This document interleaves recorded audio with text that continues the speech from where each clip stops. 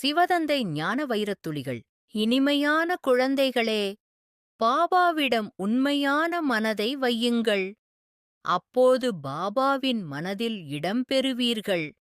யாருக்கு படிப்பின் மீதும் பாபா மீதும் அசைக்க முடியாத அன்பு உள்ளதோ அவர்கள் ஆத்ம அபிமானி ஆவதற்கான முயற்சி செய்ய முடியும். அவர்கள் குளிர்ச்சியாக இருப்பார்கள். யாரிடமும் அதிகம் பேச மாட்டார்கள். ஒவ்வோர் அடியும் ஸ்ரீமத் படி எடுத்து வைப்பார்கள். பாபாவுக்குத் தெரியும், அநேகரோ நேரடியாக முரளி கேட்டபோதும் கூட எதையும் புரிந்து கொள்ள முடிவதில்லை, தாரணை ஆவதில்லை. ஏனெனில் அரை கல்பத்தின் தேக அபிமானத்தின் நோய் மிகவும் கடுமையானது. அதை போக்குவதற்காக மிகச் சிலரே நல்லபடியாக புருஷார்த்தம் செய்கின்றனர். அநேகரிடம் ஆத்ம அபிமானி ஆவதற்கான முயற்சி சென்று சேர்வதில்லை. ஆத்ம அபிமானி ஆவதற்கான கவனம் அநேகருக்கு குறைவாக உள்ளது. ஆத்ம அபிமானிகள் மிகவும் சாந்தமாக இருப்பார்கள்.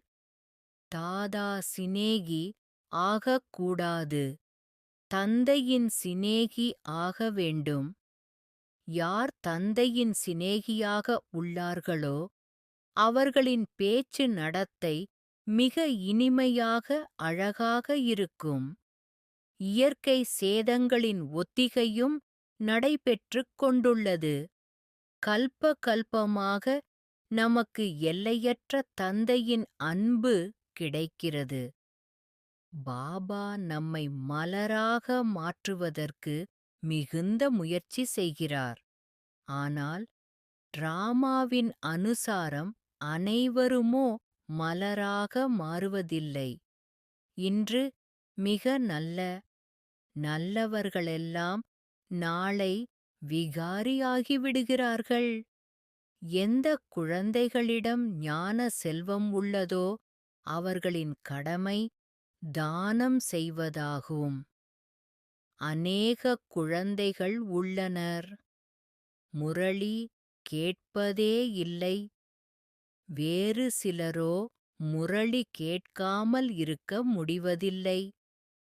முரளி படிப்பதில்லை என்றால் தன்னுடைய பிடிவாதம்தான் நம்மிடமோ ஞானம் அதிகம் உள்ளது என்று, வேறெதுவும் இல்லை.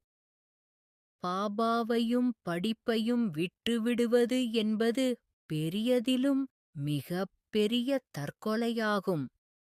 பாபாவுடைய வராக ஆகிவிட்டு பிறகு அவர் கையை விடுவது என்றால், இதுபோல் மகான் பாவக் காரியம் வேறெதுவும் கிடையாது. முழு உலகத்திலும் சொர்க்கத்தின் ஸ்தாபனை நடைபெறுகின்றது. நல்லது. ஓம் சாந்தி. சிவதந்தை தந்த வரதான நினைவின் பிராப்தி. Manifestation of this day. பரமபிதா பரமாத்மா நிராகார சிவதந்தையின் நினைவில் இணைந்திருக்கிறேன். தந்தையை சர்வ வியாபி என்ற அணுகுமுறையில் என்னால் நடந்திட்ட பாவகர்மங்களுக்கு தந்தையிடமும் மன்னிப்பு பெற்றேன். கணக்குகளும் முடிந்துவிட்டது. அதற்கான கர்மங்களும் விலகியது. நாடகத்தில் நடைபெறுகின்ற காட்சிகளில் சாட்சியாகவும் காட்சியாகவும் ஏற்றுக்கொண்டு உண்மையின் மகத்துவம் பற்றிய ஞானமும் புரிதலும் எனக்குள் நிலை கொண்டு உள்ளது. இதுவே எமது பாவங்கள் தோஷங்கள் சேர்ந்து விடாமல் பாதுகாப்பு தருகிறது. ஆன்மீக கல்வி மீதும் என் தந்தை மீதும் அசைக்க முடியாத அன்பு கொண்டேன். ஆன்மீக குழந்தையாக புரிந்து உணர்ந்து சர்வ சக்திவான் தந்தையிடம் சத்தியமான அன்பு கொள்ளும் பாக்கியம் சந்தர்ப்பம் சங்கமக யுகத்தில் மட்டுமே வாய்க்கப் பெற்றுள்ளேன்.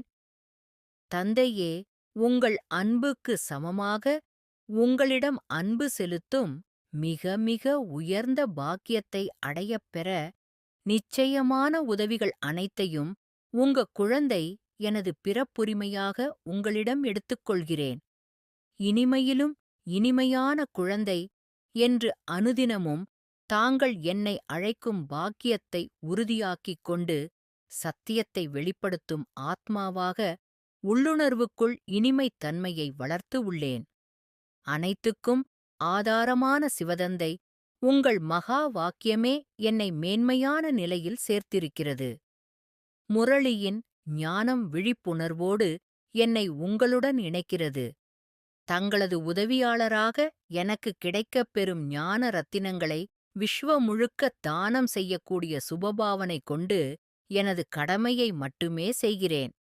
நிராகாரி உலகம், நிராகாரி ரூபத்தின் நினைவுதான் சதா பற்றில்லாமல் எனது அன்பை படைப்புக்கள் அனைத்துக்கும் பிரதிபலிக்கும் செயலாகி உள்ளது. சம்பூர்ண தூய்மையுடன் விதிபூர்வமாக ஒவ்வொரு காரியத்திலும் சத்தியம் பண்புகள் நிறைந்த கலாச்சாரத்தை எனதாக்கிக் கொண்டேன்.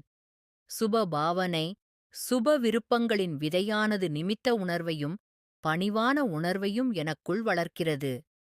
இனிமையிலும் இனிமையான சிவதந்தை சதா காலமும் என் துணையாக என்னுடனே இருக்கிறீர்கள். அன்பு நினைவுகளும் வணக்கங்களும் நன்றிகளும். பாபா. நல்லது. மன்மனாபவ. தன்னை ஆத்மா என உணர்ந்து ஆத்மாவின் தந்தையான பரமாத்மாவை அன்போடு நினைவு செய்தால் ஆத்மாவில் இருக்கும் 63 ஜென்மங்களின் பாவ கர்மங்கள் அழிந்து போகின்றன. ஓம் சாந்தி.